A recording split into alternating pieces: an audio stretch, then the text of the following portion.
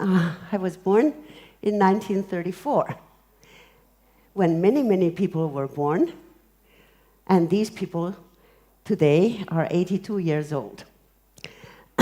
And what I was doing was, when the teachers and the books were telling us about Chinese paintings and calligraphy and saying many, many words about them, I didn't believe them, because I thought that's not it. Because they were using old texts to illustrate paintings that were not painted by the Dashi. They were painted by somebody else. So I moved, actually, to Taiwan to have a look for myself. I wanted to go to the Gugong Boguan, to the Palace Museum, so I could actually see the paintings standing there instead of looking at them as you do now, as photographs. It's quite different. So here we've got these things, which the world loves, and the genuine painting is forgotten. Because the genuine painting is the only one of its kind. In fact, it's the only 文人画竹子, 墨竹, the ink bamboo painting of the 14th century in the world. But many, many paintings, looking like the ones on the left, exist in the world, and people love them, because they've become used to the later ones. And then the early one, the original one, is forgotten. You don't have to believe me. Most of my colleagues refuse to believe me. Anyway, many, many happy years I spent eating. And really, I found that this is 2005, the master seems to have appeared. There was the boy who meditates alone without eating and drinking appears.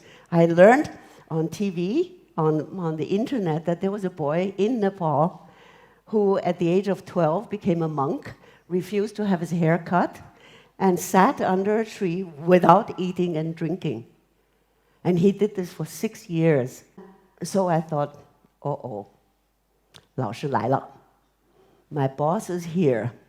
And then I thought, maybe he won't make it, because he said, leave me, please don't disturb me. I need to do this for 6 years. So I thought, I'll wait and see if he makes it for 6 years. He does. And so then we can see him, just the hair growing longer and longer, and you see there's a bird trying to make a nest in his hair. And when I went in 2012, it was totally transformative. I don't get, I'm not that sensitive as some people are, but I felt very much being part of a kind of oneness that I had never felt before. And I have to say, I told you nobody believes what I'm saying, but having surrendered to the Guru, something happened to me. And the media want to interview me like as though I were a movie star. This is just really an academic thing, you know? So I said, what happened, Guru?